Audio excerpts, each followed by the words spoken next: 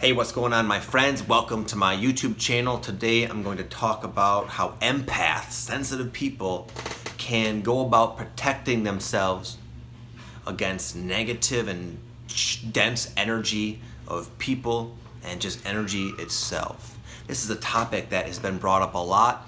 Just people reaching out to me, especially my Awakening coaching group. A lot of people they keep bringing this issue up because a lot of people right now are feeling very sensitive. There's this awakening and ascension process going on right now, and we're all being affected, and essentially we're just being expanded and stretched and opening up to everything, opening up to more of ourselves, more of other people, more of what's really out there, and just becoming more sensitive essentially to everything. And it can be a legitimate issue for one who is very sensitive.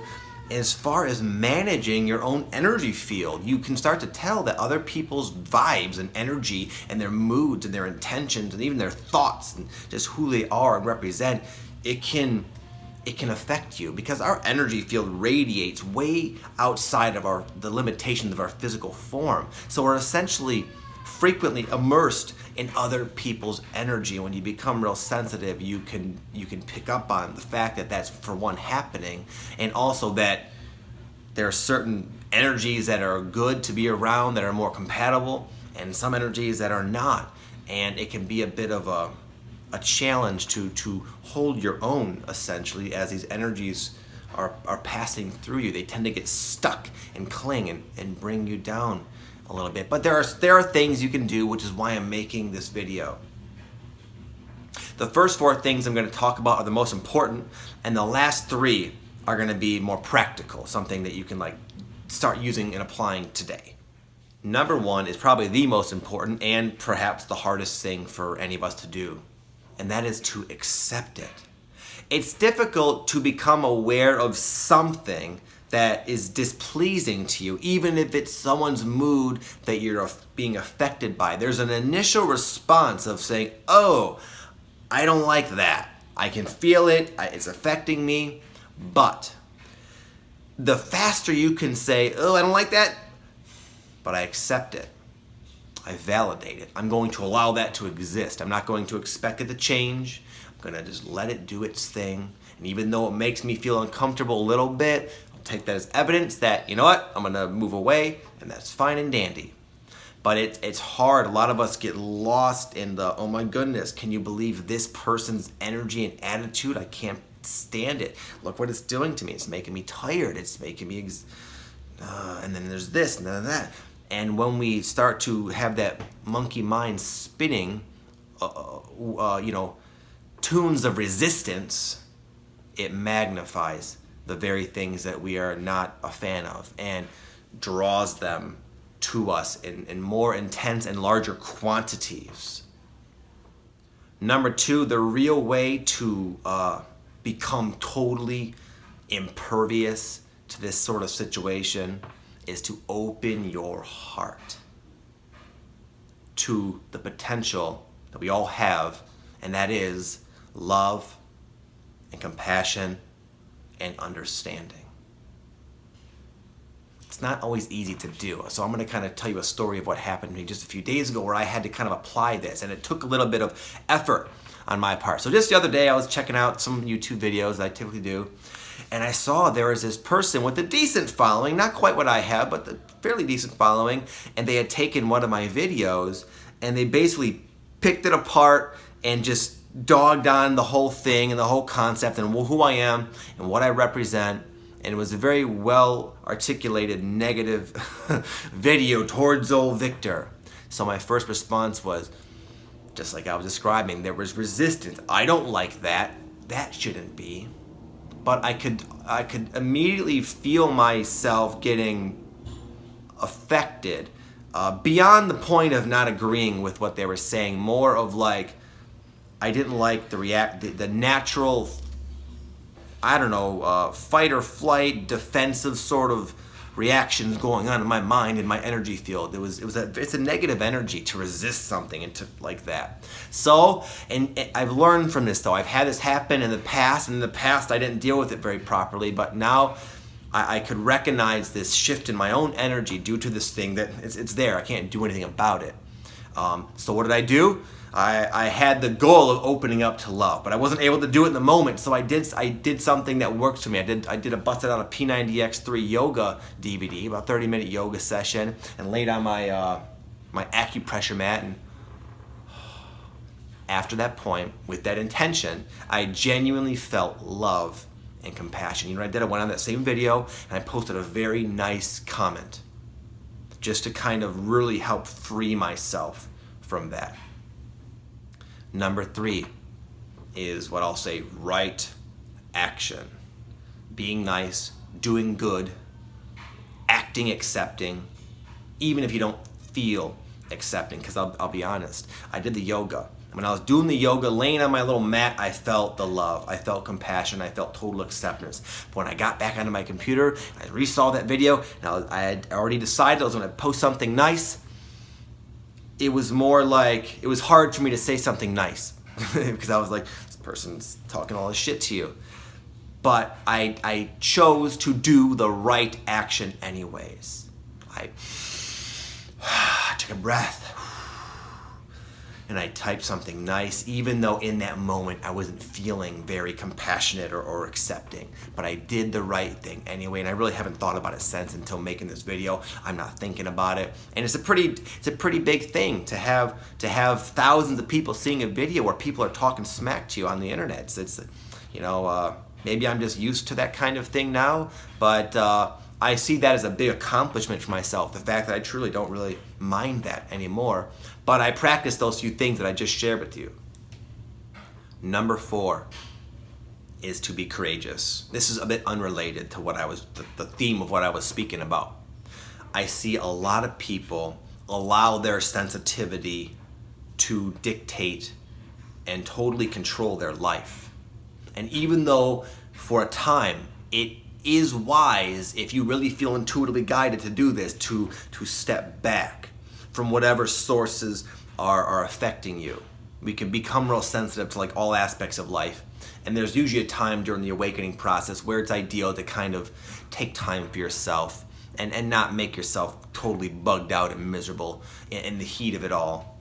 But a lot of people can dwell in that sort of recluse stage far too long, making the inevitable return that much more challenging. You can sort of overly desensitize yourself to the reality of the external world in which you have to, most of us have to participate in.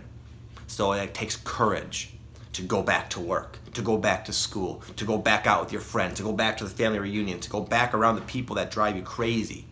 The energy and the intensity and the emotions might be there, but you have the power to live through it. Not so much always to be blissed out during the incoming energies of people, but you have the ability to get through the day.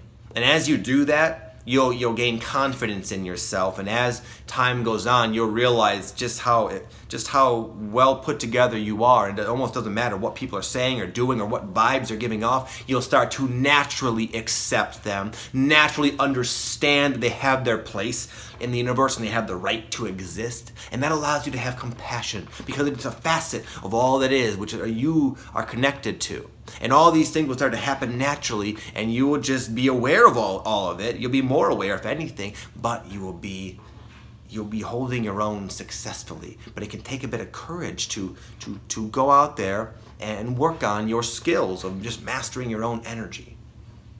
Number 5, having and practicing a dedicated daily mindfulness technique of some sort can go a long way, like yoga or meditation, martial arts, tai chi, etc. Something that reinforces the fact that you are not the person being affected by energy. You are the witness of that person. And that's one thing to say, but you can experience this for yourself when you practice meditation. In the beginning, you're just in your head, and there's all the thoughts and everything. After a while, they quiet down. And then when a thought comes, it passes by your stream, your window of consciousness, and it's like, you realize that you're back here and your thoughts are just doing this. And you could get good at detaching yourself, not in a defensive, I'm running away sort of way, but more of a like I'm going to embody my true self sort of way in public, because when I become too identified with the person being affected, it causes all this undue stress. But that's not natural for most people. So it can really go a long way to work at this and cultivate this mindfulness within yourself. Number 6, it's to take even a few moments to visualize what you do want. A lot of times, maybe there's a particular character or a group of people that you work with, you have to bump into, sometime throughout the week. And if you've had a few negative experiences, it's very common, and most of us do this just by default, to anticipate it going that same way again. But as we are all experiencing, those thought patterns and energy patterns and emotion patterns will create that. Maybe there was a point of it initially when it first happened. We learned something. But we can keep recreating this negative encounter, these negative energies from people all the time when we come to expect it and become sort of negative in our thought patterns. Say, oh boy, Sally's over here and she's always in a bad mood and I can always feel it and it always ticks me off. And it's like you're going to attract that negative version of Sally into your life, and it's going to be this thing, and you're going to reinforce your negative thinking, and it's going to keep compounding. But you can do something different. You can go into work or whatever and think, you know what? Yeah, this, and this happened with these few people, but I'm an optimist, and I'm going to imagine myself walking into the same scenario, and these people are in a better mood. Just like if you caught me in the worst mood ever, you'd say, whoa, Victor's a really negative guy. But I'm not. I'm both in a sense. I oscillate like everybody. So you can sort of allow them the opportunity to have that sort of, to where that happens with them. And you walk in and you just think, you know what, maybe I'll run into a good version of them. And you actually visualize that. You spend time imagining what you want to experience. And you might be surprised at how fast that works and how effective it is. That person might be negative 95% of the time, but you won't be the one to run into that version of them because you have a big influence on your reality experience. And lastly, all of what I just said takes practice, and we're all doing our best to work at this. I'm no pro. I'm way better than I used to be, and I practice what I preach, and it does help. But you know what? I still mess up all the time. I still get entangled in people's energies. I still have to really work at this stuff. So in the meantime, as we're all in this sort of apprenticeship phase, learning how to live life with our growing sensitivity, it can be advantageous to do things that will clear your energy. So worst case scenario, you don't do any of this. At least when you come home, you can do something that will at least successfully rid your field of the negative energy, so when you're away from it, you can at least get back into a happy mood and go about your life.